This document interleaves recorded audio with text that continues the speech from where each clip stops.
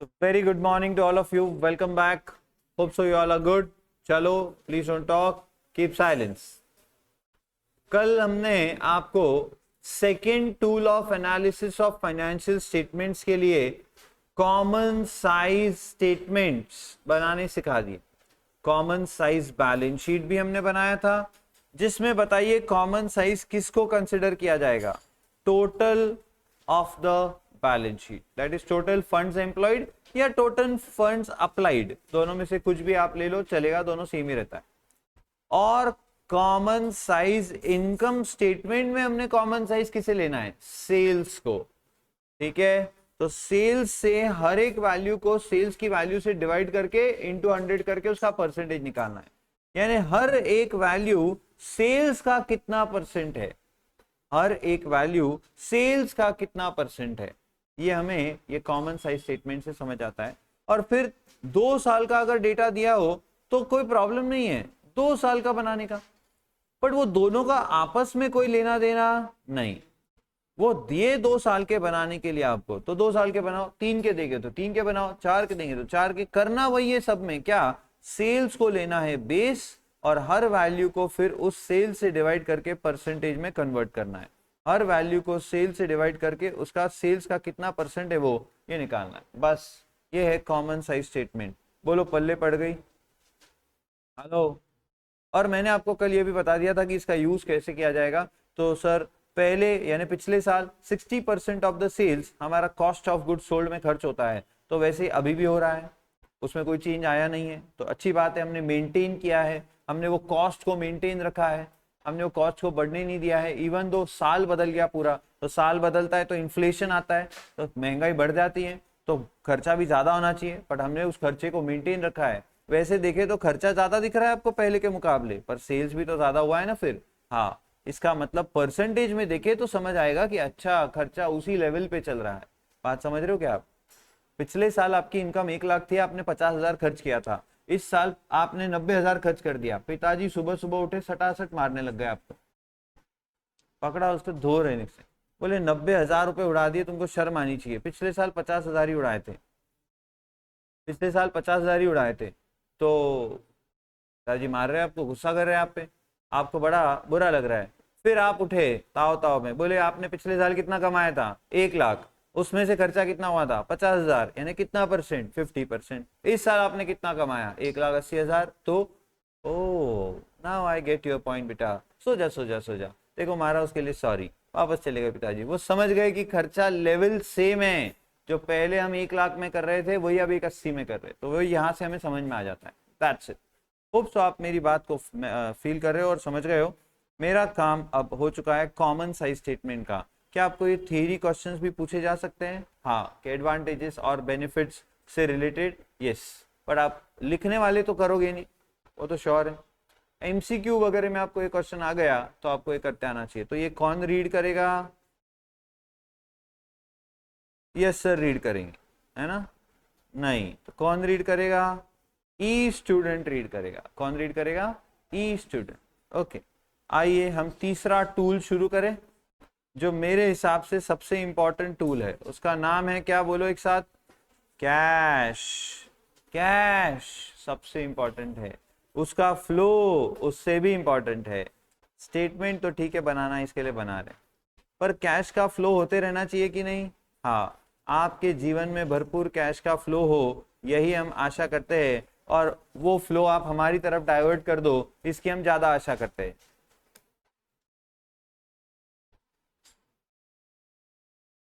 चलो शुरू करें।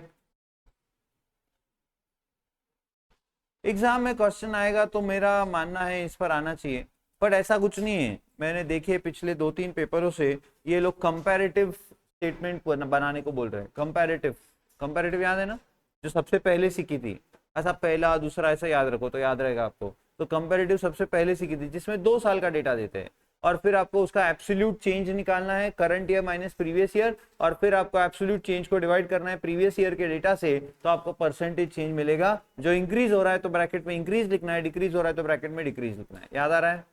हाँ। कॉमन साइज स्टेटमेंट अभी अभी हमने पढ़ा, जो दूसरा पढ़ा, उसमें क्या पढ़ा, तो सर उसमें एक ही साल का डेटा लगता है, दिया 2 साल का है तो दोनों साल का अलग अलग बनाएंगे, पर एक ही स्टेटमेंट में बनाएंगे ताकि टाइम कम लगे। उसमें करते क्या है सर, तो एक कॉमन साइज लेते हैं और उस साइज के रिस्पेक्ट में सारी बाकी वैल्यूज का परसेंटेज में कैलकुलेशन करते हैं, बस ये common size statement.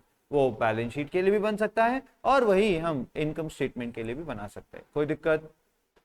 Sure, great.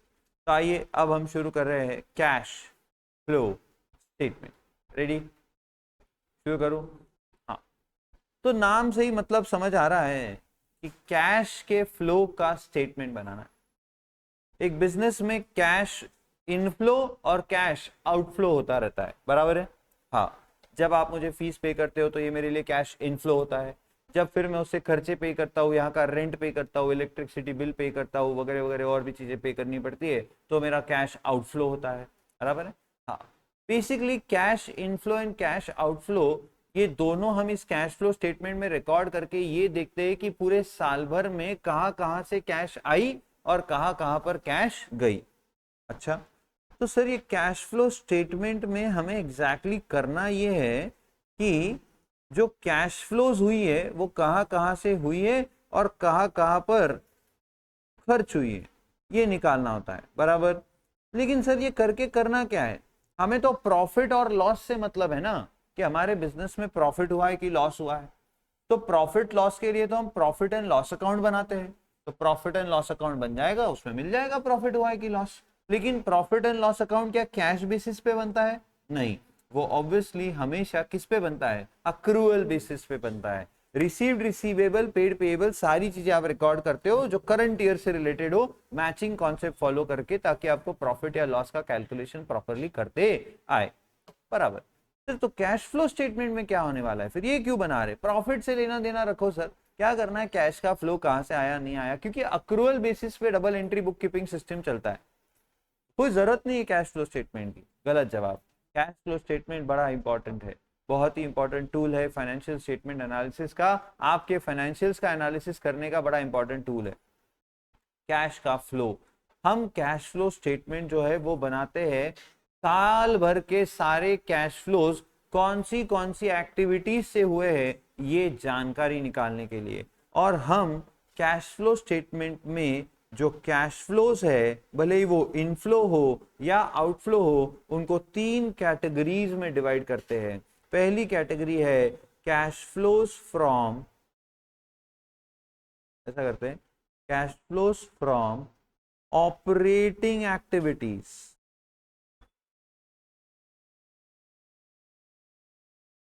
Second is cash flows from investing activities.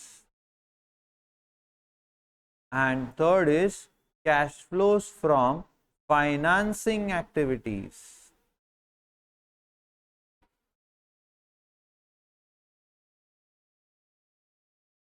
Operating activities, investing activities, and financing activities.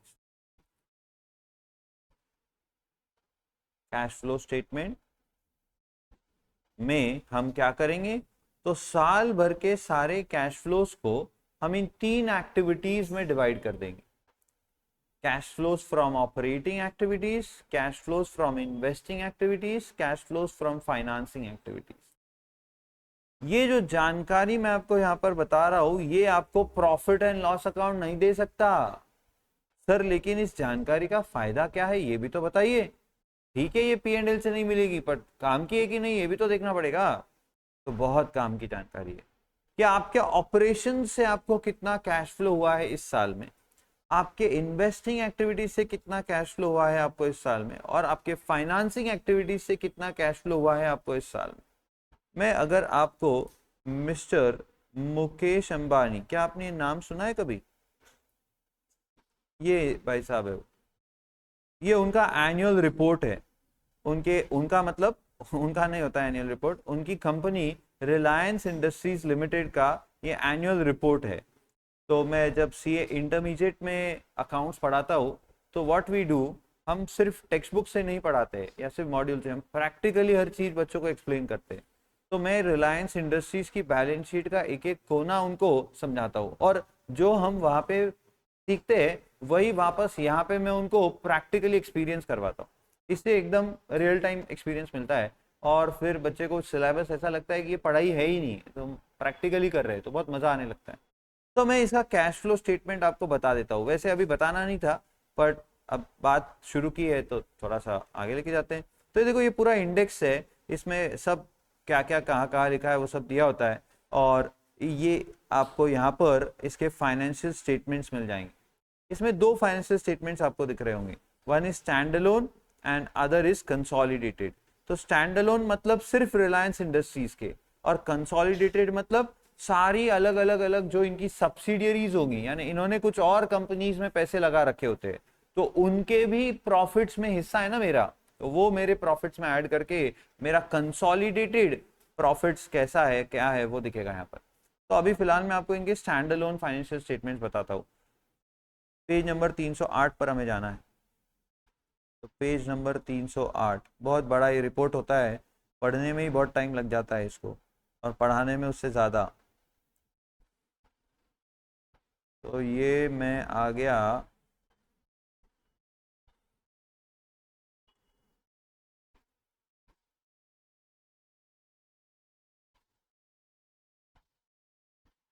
Page number 280, 290, 94, 96। ये रहे financial statements. Can you see financial statements? हाँ, इसमें आपको ये देखो स्टैंड अलोन फाइनेंशियल स्टेटमेंट दिख रहे हैं। बताओ सबसे पहला क्या है? इंडिपेंडेंट ऑडिटर्स रिपोर्ट, जो आप देखोगे अगर आप सीए कर रहे हो तो।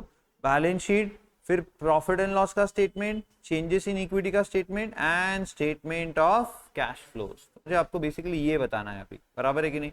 हाँ, तो ये पेज नंबर 326 पर है।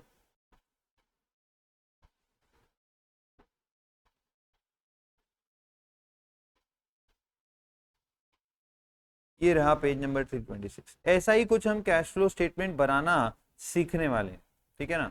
ये कैश फ्लो स्टेटमेंट है मेरे पास, वैसे और एक कैश फ्लो स्टेटमेंट है, मैं आपको वो भी दिखाता हूँ। ये मिस्टर अंबानी का ही है।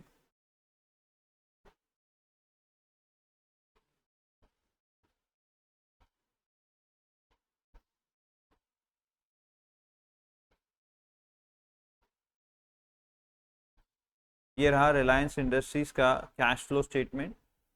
ये मैंने 2020-21 और 2019-20 का कैश फ्लो स्टेटमेंट आपके सामने रखा है। आप अगर देखोगे तो सबसे पहले इसमें नेट प्रॉफिट लिखा गया है, जो मैं आपको बनाना सिखाने वाला हूँ। अभी काफी मेहनत लगेगी उसमें मुझे, क्योंकि आपके दिमाग बहुत अभी छोटे हैं, उनको बड़ा बनाने में टाइम लगता है। मैं कोशिश पूरी करूंगा, आप ध्यान दोगे तो आप समझ जाओगे, बहुत ईजी है। तो नेट प्रॉफिट से स्टार्ट होता है cash flows from operating activities. क्या मैंने आपको कहा कैश फ्लो स्टेटमेंट में कैश फ्लोज 3 एक्टिविटीज से निकाले जाते हैं? बोलो कौन सी activities? Operating activities, investing activities and financing activities, बराबर है कि नहीं? हाँ, कौन सी एक्टिविटी में कौन सा कैश फ्लो आता है ये बात तो करेंगे हम बाद में। कौन सी एक्टिविटी में कौन सा कैश फ्लो आएगा ये हम बात करेंगे बाद में। बट ये रिलायंस इंडस्ट्रीज का कैश फ्लो स्टेटमेंट मैं आपको दिखा रहा हूं। बताओ रिलायंस इंडस्ट्रीज को 1920 में कितने करोड़ का प्रॉफिट हुआ था? 40,316 करोड़ का नेट प्रॉफिट है, बराबर? हाँ, और 20-21 में कितने का प्रॉफिट हुआ? 27,212 करोड़ का प्रॉफिट हुआ, बराबर है? यस।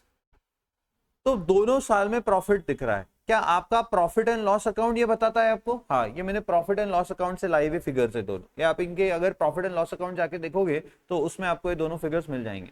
अच्छा, इतना प्रॉफिट इनको इन दोनों साल में हुआ था, तो बढ़िया है सर, बहुत अच्छा है, क्या प्रॉब्लम है? इसका 1% भी मिल जाए तो सीए वगैरह करने की कोई जरूरत ही नहीं है फिर, बराबर। 1% भी कितना होगा? 272 करोड़ रुपए। और इधर का मिल जाए तो 403 करोड़ रुपए।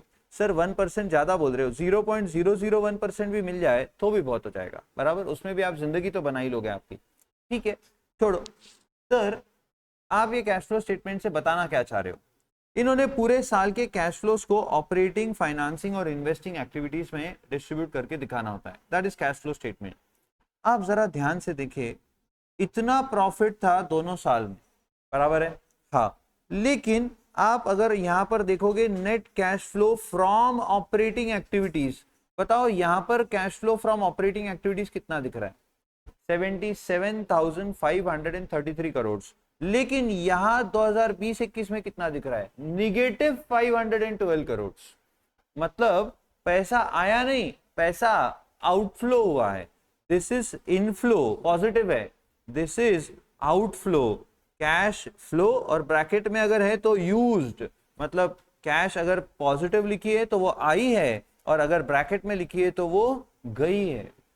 तो सर यहां पर भी प्रॉफिट था, यहां पर भी प्रॉफिट था, तो प्रॉफिट एंड लॉस अकाउंट तो दोनों साल में प्रॉफिट दिखा रहा, लेकिन ये कैश फ्लो स्टेटमेंट आपको दिखा रहा है कि एक्चुअली ऑपरेशन से 2019-20 में 77,533 करोड़ रुपए आए थे, लेकिन अगले ही साल 512 करोड़ ज्यादा खर्च हुआ है ऑपरेशंस पर। बताओ क्यों हुआ था? क्या आपको प्रॉफिट एंड लॉस अकाउंट बता रहा था? नहीं sir, profit and loss account तो ऐसी सिचुएशन बता रहा था कि पहले इतना प्रॉफिट था, अब उतना प्रॉफिट है, बराबर। लेकिन आपको कैश फ्लो स्टेटमेंट ये बता रहा है कि ऑपरेशन से पहले इतनी कैश फ्लो हुई थी, अब इतनी हुई है। क्यों हुआ था? सर कोविड बाबा आए थे ना, याद है क्या? 2020-21 में कोविड आया था, एंड कोविड के वक्त इनके ऑपरेशंस बंद पड़ गए थे। सबके ऑपरेशन बंद पड़ गए थे, इनके क्या, हमारे सबके ऑपरेशन बंद पड़े थे। और फिर बताओ, क्या इनके बहुत सारे एम्प्लॉइज थे, बिना कमाई किए इनको उनको पगार देना पड़ रहा था? हाँ, सभी को देना पड़ रहा था, सब सैलरी पे कर रहे थे, क्योंकि जो लोग सैलरीड थे वो तो मतलब कमाएंगे तो खाएंगे, उनका घर तभी चल पाएगा, तो उनको सैलरी देना कंपलसरी था। Yes sir. तो प्रॉफिट दिखने के बावजूद भी कैश आउटफ्लो हो रहा था। और अब आप अगर थोड़ा सा आगे जाओगे तो आपको दिखेगा कि यहाँ पर इन्वेस्टिंग एक्टिविटीज में 1,43,625 करोड़ का आउटफ्लो हुआ था इन 1920, बट इन 2021 74,257 करोड़ का इनफ्लो हुआ था।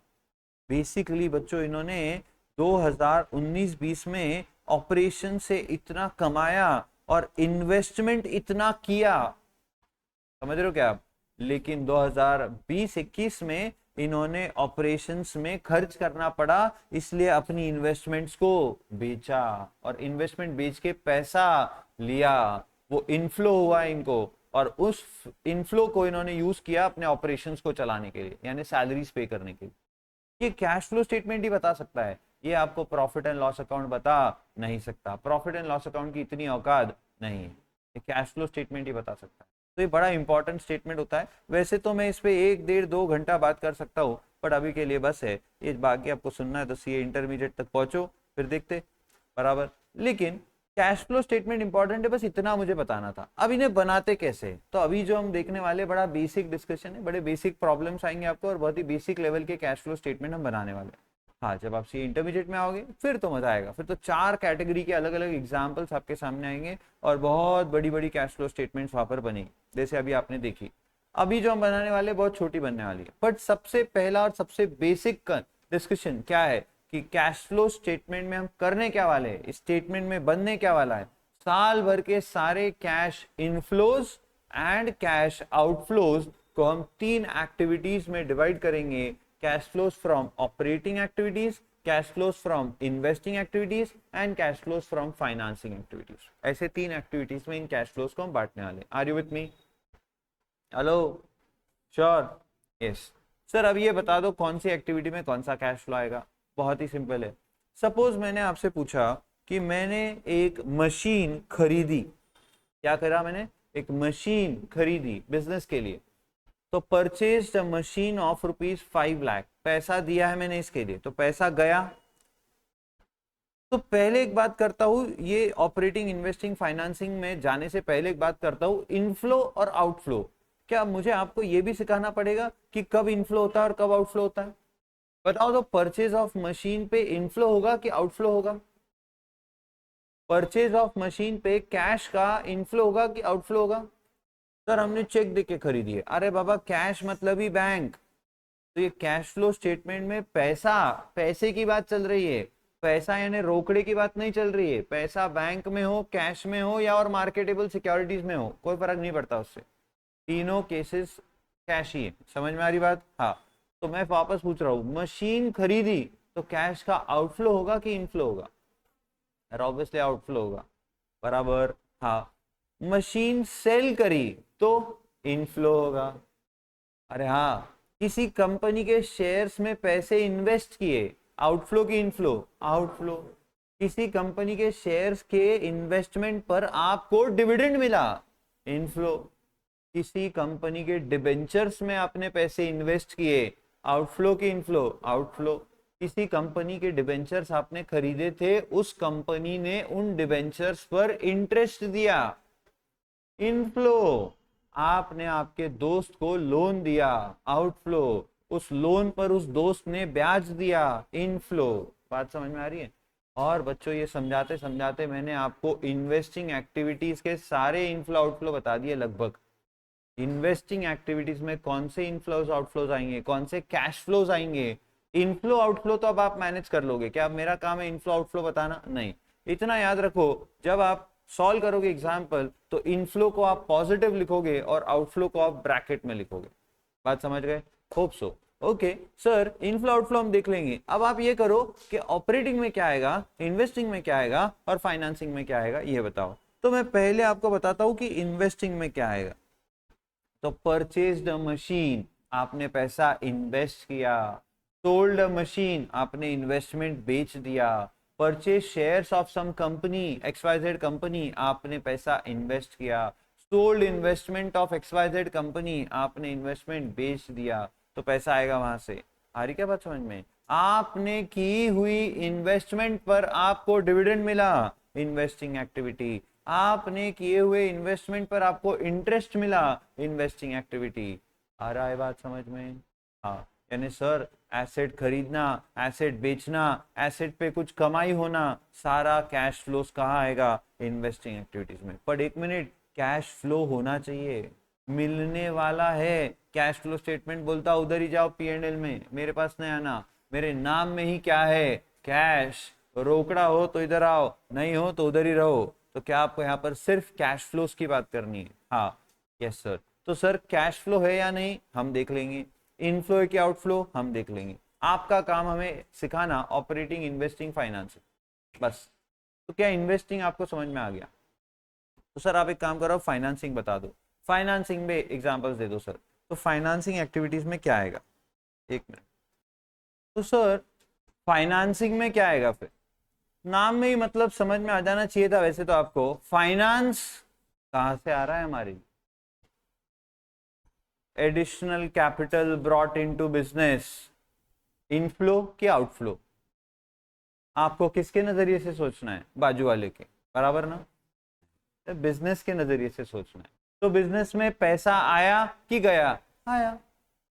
तो additional capital brought into business, inflow.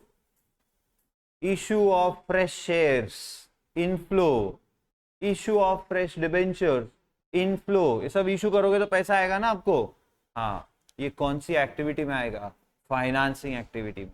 Bank से लोन लिया, फाइनेंसिंग एक्टिविटी। बैंक का लोन वापस भर दिया, फाइनेंसिंग एक्टिविटी। पर एक मिनट, बैंक से लोन लिया, इनफ्लो। बैंक का लोन वापस भर दिया, आउटफ्लो। दोस्त से लोन लिया, इनफ्लो, फाइनेंसिंग।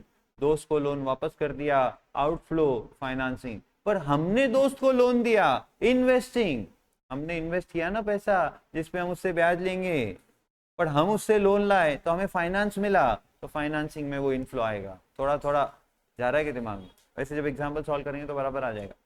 तो सर इन्वेस्टिंग एक्टिविटीज में क्या जाएगा और फाइनेंसिंग एक्टिविटीज में क्या जाएगा, क्या आपको समझ में आ रहा है क्या? सर फाइनेंसिंग में और कुछ? हाँ बिल्कुल है ना। आपने लोन पे इंटरेस्ट पे किया, आपने बैंक से लोन लिया, बोलो कौन सी एक्टिविटी में inflow? Financing. Loan taken from bank, अब उस पर इंटरेस्ट पे कर रहे हो, तो interest paid on bank loan. पैसा जा रहा है क्या आ रहा है? जा रहा है। आउटफ्लो तो आपने पकड़ लिया। हाँ, कौन सी एक्टिविटी का आउटफ्लो है? फाइनेंसिंग, क्योंकि लाए हुए फाइनेंस पर आप ये आउटफ्लो कर रहे हो। सर शेयर्स पर डिविडेंड पे किया हमने शेयर इशू करे हुए, हम कंपनी है तो शेयर जब इशू किए थे तो इनफ्लो हुआ था, अब हम डिविडेंड दे रहे तो ये आउटफ्लो है। हाँ, तो ऑब्वियसली आउटफ्लो, तो ये फाइनेंसिंग एक्टिविटी का आउटफ्लो होगा। एक मिनट, मतलब इंटरेस्ट रिसीव हुआ है तो वो हमने की हुई इन्वेस्टमेंट पर होगा, तो वो इन्वेस्टिंग एक्टिविटी में आएगा। लेकिन इंटरेस्ट पे कर रहे हो तो वो हमने लाए हुए फाइनेंस पर हम इंटरेस्ट पे करेंगे, तो वो फाइनेंसिंग एक्टिविटी में आउटफ्लो होगा।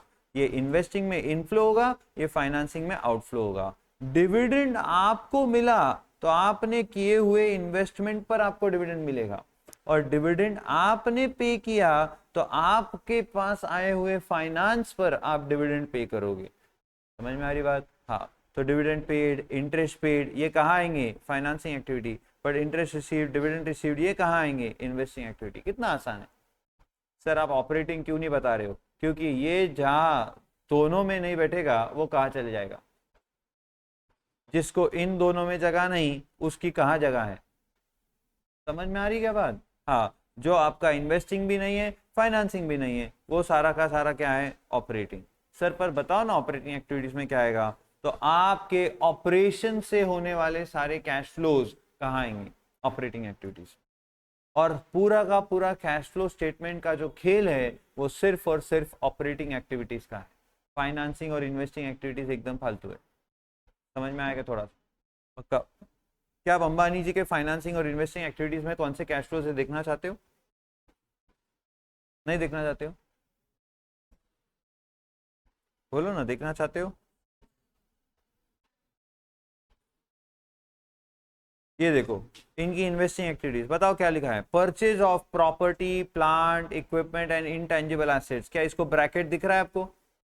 मतलब ये क्या हुआ है? परचेज किए हैं एसेट्स, प्रॉपर्टी खरीदी है, कुछ प्लांट एंड इक्विपमेंट्स खरीदे, कुछ इंटेंजिबल एसेट्स खरीदे। फिर कंसिडरेशन फॉर, छोड़ दो ये, proceeds from disposal of property, plant and equipment, म्हणजे ये बेचे हैं 1147 करोड़ के। हाँ, इन्वेस्टमेंट इन सब्सिडियरीज, आपने कुछ सब्सिडियरीज में इन्वेस्ट किया। अब सब्सिडियरी क्या होती है मालूम है आपको? होल्डिंग कंपनी, सब्सिडियरी कंपनी, आपने एसपी में पढ़ा होगा शायद। तो इन्वेस्टमेंट किया आपने किसी सब्सिडियरी में, तो 16,147 करोड़ रुपए आपने सब्सिडियरीज में इन्वेस्ट किए, वही है ना माँ? हाँ। और फिर disposal of investment in subsidiaries, क्योंकि कोविड की वजह से लगी पड़ी थी इनकी, तो इन्होंने क्या किया? इन्होंने अपनी सब्सिडियरीज में की हुई इन्वेस्टमेंट को बेच दिया और वापस पैसे ले लिए उनसे। कितने का पैसा इनफ्लो हुआ? 1,33,647 crore.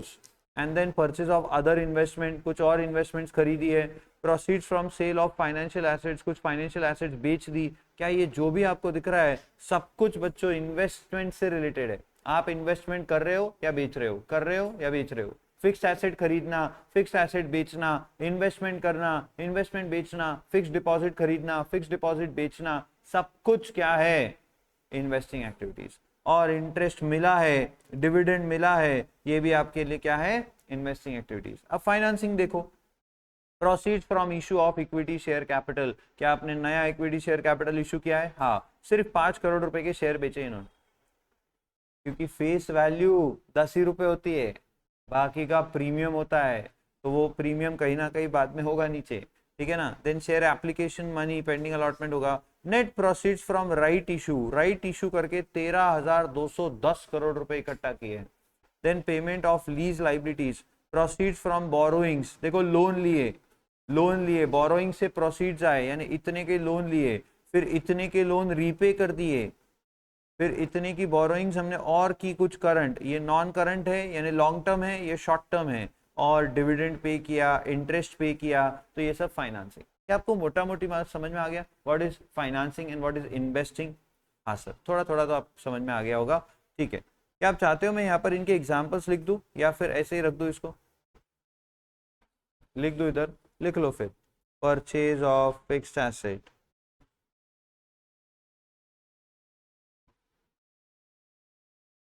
Cell of fixed asset,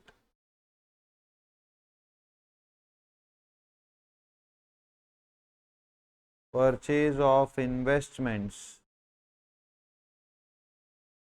in fixed deposits, mutual funds, या फिर आप शेयर्स, किसी में भी इन्वेस्ट करो सब इधर आ जाएगा, etcetera.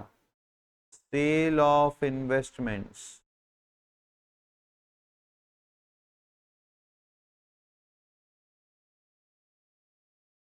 Sale of investments, then interest received, dividend received. Okay, great. अब फाइनेंसिंग में एग्जांपल्स।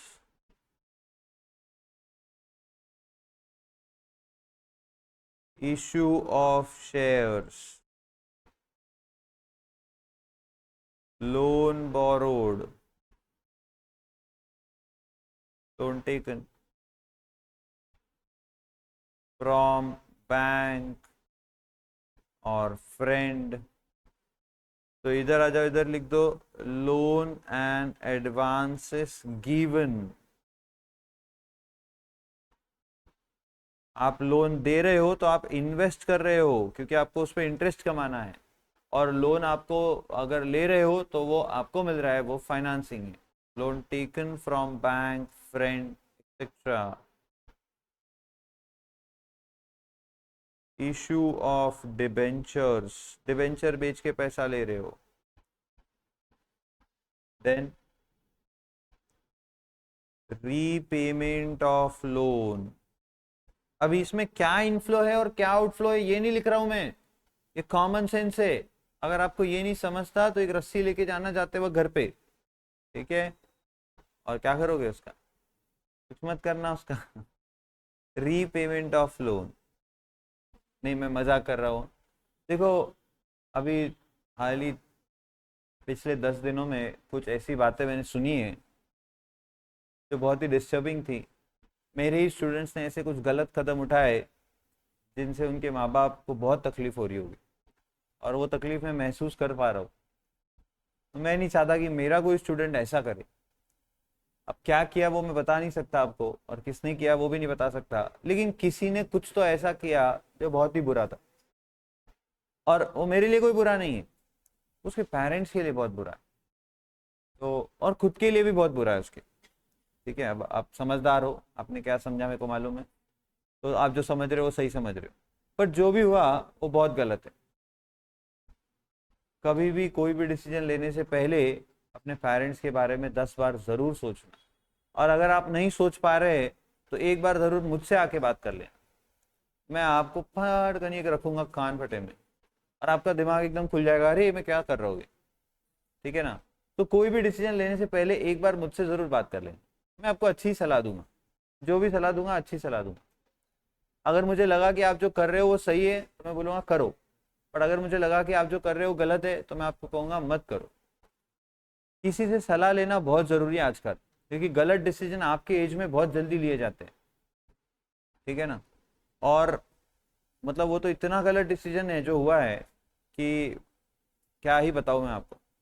इतना बता देता हूँ आपको, सीए फाइनल स्टूडेंट है, सीए फाइनल स्टूडेंट. मतलब just within a span of 2.5 years that person can become a chartered accountant, and after that his or her life would be amazing. but अभी से खुद को बेड़ियों में डाल लिया वो बच्चे ने, और बहुत गलत कदम उठाया है. तो आप लोग ऐसा मत करना. अभी कुछ नहीं लग रहा है, अभी नया नया सब अच्छा लगता है. जब समय बीत जाएगा, जब समय गुजर जाएगा, उसके बाद समझ में आएगा कि कितनी बड़ी गलती हो गई. और वो सिर्फ एक्सपीरियंस इंसान ही आपको बता सकता है कि अभी तेको अकल नहीं है, अभी तू बहुत शॉर्ट टर्म सोच रहा है, और लाइफ अभी बहुत बाकी है. तो लॉन्ग टर्म का अगर सोचने जाओ तो तेरा डिसीजन बहुत बड़ी गलती है. तो वो अगर कोई समझा सकता है तो उसके पास जाओ, पहले उससे बात करो, समझो, फिर डिसाइड करो अगर आपको कुछ गलत कदम उठाना ही है तो. ठीक है, तो आप भी मेरे स्टूडेंट हो तो मेरा काम था आपको बोलना, मैंने बोल दिया. अब आगे बढ़ते. तो रीपेमेंट ऑफ लोन. हाँ, अभी चर्चा करो, क्या हुआ होगा, क्या हुआ होगा, किसने क्या किया होगा. अरे जिसने जो किया किया, पर आप ये भी सीखो. देखो, जो कर गया वो तो गायब है, ठीक है, तो उसे नहीं पता अब लोग उसके बारे में क्या सोच रहे हैं. पर आपको तो दिख रहा है ना कि लोग क्या सोचते हैं, तो आप तो फील कर पा रहे हो ना कि लोग क्या सोचते हैं और हमारे बारे में भी क्या सोचेंगे. गलत काम करने से पहले खुद को रोक लो, बहुत जरूरी. चलो, रीपेमेंट ऑफ लोन और इंटरेस्ट पेड, डिविडेंड पेड.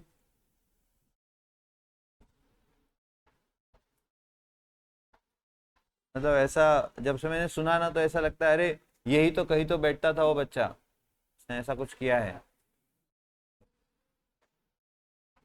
और ऐसा हो गया है. शॉकिंग. चलो, क्या आपको इन्वेस्टिंग फाइनेंसिंग समझ में आ गया? हाँ. बचा क्या अभी? सर ऑपरेटिंग, तो रेस्ट ऑल इज ऑपरेटिंग। अब ऑपरेटिंग एक्टिविटीज को ही सीखना इज द मेन टास्क। आपका जो पूरा कैश फ्लो स्टेटमेंट का मेन डिस्कशन है वो ऑपरेटिंग एक्टिविटीज ही है, बस फाइनेंसिंग इन्वेस्टिंग कुछ नहीं फालतू है। लेकिन अब जो फाइनेंसिंग और इन्वेस्टिंग नहीं, वो सब ऑपरेटिंग, मतलब आपके ऑपरेशन से होने वाले कैश फ्लोज आपके ऑपरेटिंग एक्टिविटीज में आएंगे। बात समझ गए? हाँ, तो बाकी चर्चा हम करेंगे कल, same time same place, bye.